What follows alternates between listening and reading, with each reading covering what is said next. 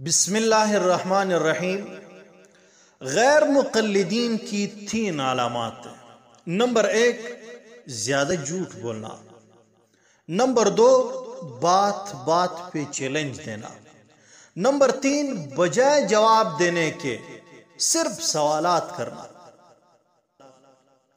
آج کے اس اہم کلپ میں ہم نے بھی غیر مقلدین سے 12 لاجواب اور دلچسپ سوالات کیے ہیں۔ آج کل ہم دیکھتے ہیں کہ تمام باطل فرقے اہل سنت والجماعت سے بس سوالات ہی کرتے رہتے ہیں، لیکن جاننے والے اس بات کو بخوبی جانتے ہیں کہ ان کے اکثر اعتراضات و سوالات اصولی لحاظ سے غلط ہیں۔ اس لیے صحیح و غلط سوالات کی پہچان ضروری ہے۔ اصول مناظرہ کی کتب میں یہ بات صراحت کے ساتھ لکھی ہوئی ہے کہ مناظرے میں 2 فریق ہوتے ہیں، مدعی اور سائل۔ مدعی اس کو کہتے ہیں جو کسی حکم شرعی کے ثابت کرنے کی ذمہ داری نبھائے، جبکہ مدعی کے دعوے کے انکار کرنے والے کو سائل کہا جاتا ہے۔ یاد رہے، سائل کے سوالات کا تعلق مدعی کے دعوے سے ہوتا ہے۔ جب تک مدعی کا دعویٰ سامنے نہ آئے سوالات ممکن ہی نہیں۔ مدعی کے دعوے سے ہٹ کر سوالات کرنا اصولاً غلط اور باطل ہے۔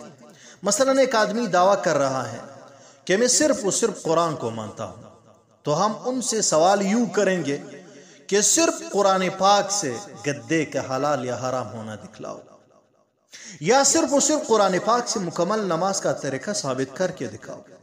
تو ہمارے یہ سوالات 100% درست و صحیح ہے، کیونکہ یہ اس مدعی کے دعوے کے مطابق ہے۔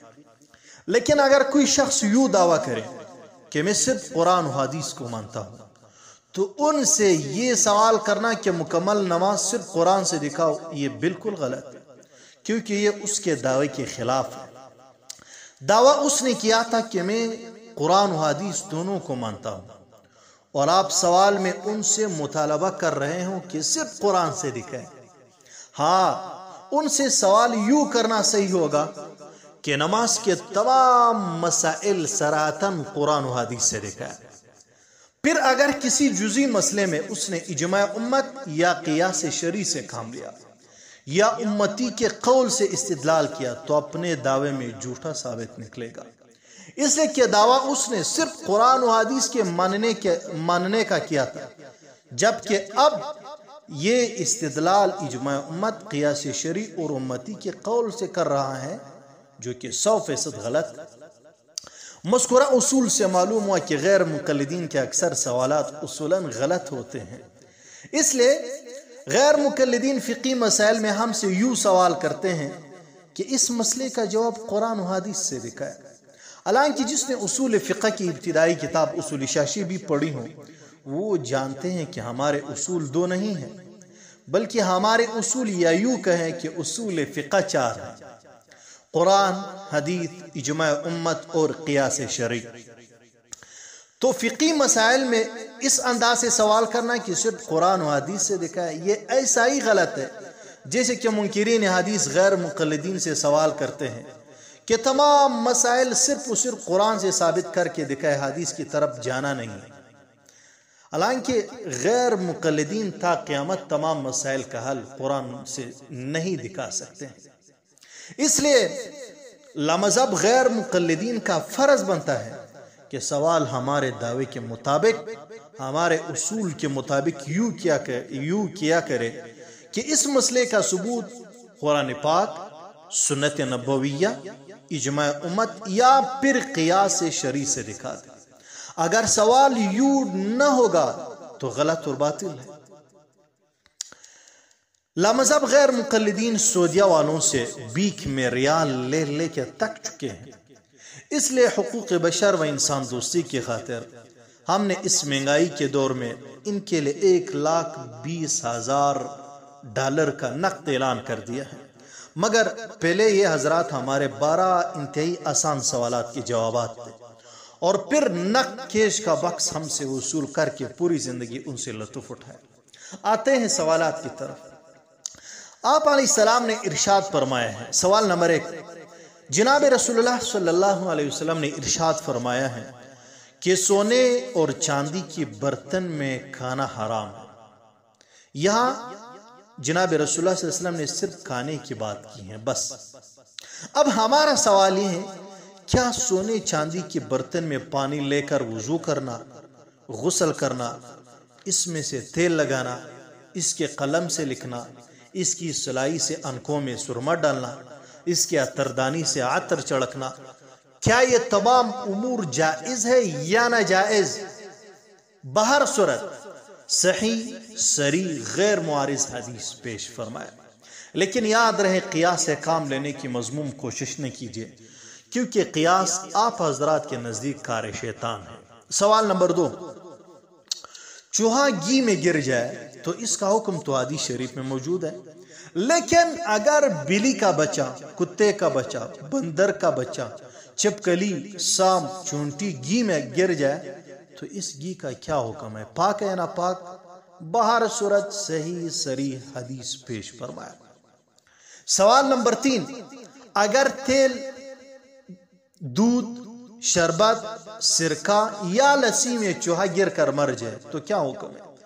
جواب حدیث صحیح صریح غیر معارض سے پیش فرمائے، لیکن یاد رکھیں گھی پر ہرگز قیاس نہ فرمائے، کیونکہ قیاس آپ حضرات کے نزدیک کار شیطان ہے۔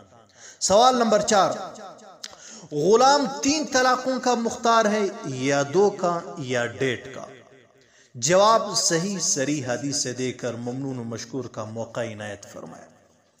سوال نمبر 5، کیا موجودہ برش ٹوتھ پیسٹ کر لینے سے مسواک کی سنت کا ثواب مل جاتا ہے یا نہیں؟ بہر صورت صحیح صریح غیر معارض حدیث پیش فرمایا۔ سوال نمبر 6، آپ کے نزدیک منی پاک ہے، جیسے کہ آپ حضرات کی کتب میں لکھا ہوا ہے۔ اب سوال یہ ہے کہ کیا اس کا تھوڑے مقدار میں کھانا جائز ہے یا نہیں؟